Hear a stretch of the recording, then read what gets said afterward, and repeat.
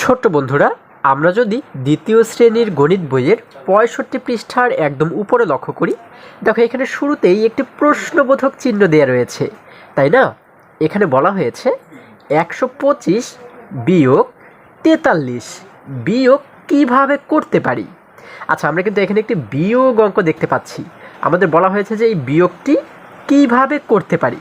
আমরা কিভাবে করে বিয়োগ করতে পারি? দেখো, আমরা যদি একটু নিচে লক্ষ্য করি, এখানে এই বিয়োগ অঙ্কটি আমাদেরকে কিছু ব্লক ব্যবহার করে তারপরে দেখানো হয়েছে, হ্যাঁ। এবং এই পাশে যদি আমরা লক্ষ্য করি, এখানে কিন্তু আমরা এই সংখ্যাটি উপরে নিচে লিখে কিভাবে বিয়োগ করতে পারি সেই বিষয়টি এখানে দেখানো হয়েছে। আচ্ছা দেখো, শুরুতেই বলা হয়েছিল ১২৫, আমরা এই যে শুরুতে এই জন্য লিখলাম হচ্ছে ১২৫। এবার একটি বিয়োগ চিহ্ন দিয়ে আমাদের শেষে বলা হয়েছে ৪৩, আমরা এই যে নিচে লিখে দিলাম ৪৩। এবার ১২৫ থেকে ৪৩কে কীভাবে করে আমরা বিয়োগ করতে পারি? দেখো, আমাদের সব সময় মনে রাখতে হবে বিয়োগের ক্ষেত্রে এই যে শেষে যে দুটি সংখ্যা রয়েছে, এই দুটি সংখ্যার কাজ সবার প্রথমে করতে হয়, হ্যাঁ। তারপর হচ্ছে এই আগের দুটি সংখ্যা এবং তারপরে হচ্ছে একদম শুরুর দুটি সংখ্যার কাজ করতে হয়। অর্থাৎ উল্টো দিক থেকে কাজ করতে করতে আমাদের এই প্রথম দিকে আসতে হয়, হ্যাঁ। আচ্ছা দেখো, একদম শেষে আমরা দেখতে পাচ্ছি কি উপরে রয়েছে ৫ এবং নিচে রয়েছে ৩, তাই না? তাহলে ৫ থেকে আমরা ৩কে কিভাবে বিয়োগ করব? আমরা এই ৩-এর পর থেকে ৫ পর্যন্ত গণনা করব, দেখব যে মাঝখানে কয়টি সংখ্যা রয়েছে, হ্যাঁ।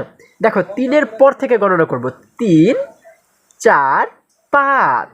তাহলে ৫ পর্যন্ত গণনা করে আমরা কয়টি সংখ্যা পাচ্ছি? একটি, দুইটি। কতটি? দুইটি সংখ্যা পাচ্ছি। আচ্ছা, তাহলে আমরা কি করব?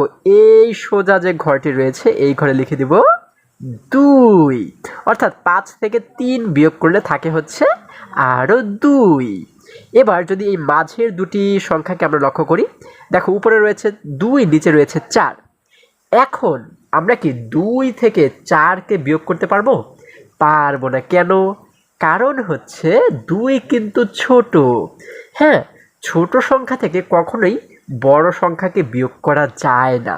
আচ্ছা, যদি আমি তোমাদেরকে বলি তোমার কাছে ২টি লিচু আছে, এখন ২টি লিচু থেকে তোমার বন্ধুকে তুমি ৪টি লিচু দিয়ে দাও, তুমি কি সেটি পারবে? পারবে না কিন্তু। কেন? কারণ তোমার কাছে আছেই তো ২টি লিচু, তুমি ৪টি কীভাবে দিবে, তাই না? ঠিক একই রকমভাবে যদি উপরে ছোট সংখ্যা থাকে, এই ছোট সংখ্যা থেকে কিন্তু বড় সংখ্যাকে বিয়োগ করা যায় না, হ্যাঁ। বিয়োগের ক্ষেত্রে সবসময় উপরের সংখ্যাটি বড় হতে হয়। এখন এই যে উপরে যে ২ রয়েছে, এই ২টাকে আমরা কিভাবে করে বড় বানাতে পারি? এই দেখো, পাশের ঘরে যে ১ রয়েছে, এই ১টাকে আমরা ২-এর কাছে নিয়ে আসলাম, ঠিক আছে? আচ্ছা, যখন ১টাকে আমরা ধার করে ২-এর কাছে নিয়ে আসলাম, তখন ১ এবং ২ মিলে মোট কত হয়ে গেল? এখন দেখো, ১ এবং ২ মিলে মোট হয়ে গেল ১২। তাহলে এটি কিন্তু এবার দেখো এই নিচের ৪-এর চাইতে অনেক বড়, তাই না? তাহলে এখন কিন্তু আমরা এই ১২ থেকে ৪কে বিয়োগ করতে পারবো। কিভাবে? ৪-এর পর থেকে আমরা গণনা করতে করতে দেখব যে ১২ পর্যন্ত, হ্যাঁ, মোট কয়টি সংখ্যা রয়েছে। দেখো তো, গণনা করি। দেখো, ৪, ৪-এর পর থেকে ৪, ৫, ৬, ৭, ৮, ৯, ১০, ১১, ১২। আমরা ১২ পর্যন্ত গণনা করে এখানে কয়টি সংখ্যা পাচ্ছি? ১, ২, ৩, ৪, ৫, ৬, ৭, ৮। ৮টি সংখ্যা কিন্তু পাচ্ছি। তাহলে আমরা কি করব? এই সোজা এই ঘরে লিখে দেব ৮। কত লিখব? ৮ লিখে দিলাম।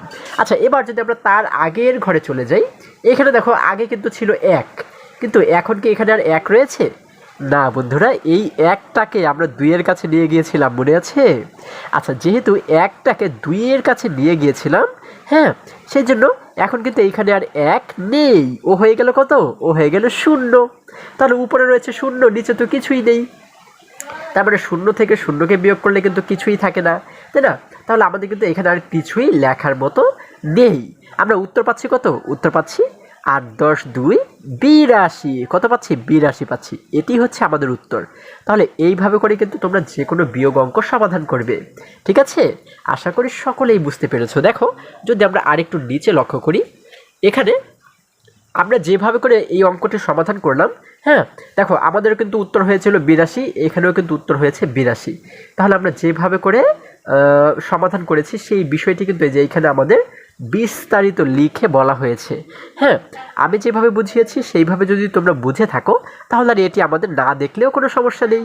হ্যাঁ, আচ্ছা দেখো একদম নিচে যদি আমরা চলে যাই, এখানেও কিন্তু আমরা সেই একই বিষয়টি দেখতে পাচ্ছি। যখন আমরা 125 থেকে 43কে বিয়োগ করলাম তখন আমাদের উত্তর বের হয়েছে 82, তাই না? তাহলে আমরা কি করলাম, এই যে 125 বিয়োগ 43 আমাদের প্রশ্নে যেভাবে লেখা ছিল পাশাপাশি, তাই না? আমরা এইভাবে লিখে একটি সমান চিহ্ন দিয়ে লিখলাম হচ্ছে কত, 82। আমাদের উত্তর হয়েছে কত, 82। এজন্য আমরা একটি সমান চিহ্ন দিয়ে লিখে দিলাম 82। ঠিক আছে, তাহলে এইভাবে করে সমস্ত বিয়োগ অঙ্কগুলো তোমরা সমাধান করবে। ঠিক আছে, তাহলে আশা করি আজকের এই অঙ্কগুলো তোমরা খুব সহজে এবং খুবই সুন্দরভাবে বুঝতে পেরেছো। বন্ধুরা, আজকে আমাদের এই পর্যন্তই। আবারও দেখা হবে পরবর্তী ভিডিওতে। আর হ্যাঁ, তোমরা যদি আমার চ্যানেলে নতুন হয়ে থাকো তাহলে এখনই চ্যানেলটি সাবস্ক্রাইব করে পাশে থাকো, যেন আমার যে কোনো ভিডিও আপলোড করার সাথে সাথে খুব সহজেই তোমরা সেটি পেতে পারো। সকলে ভালো থাকো, সুস্থ সবল থাকো, এই কামনা করে শেষ করছি। ধন্যবাদ সকলকে।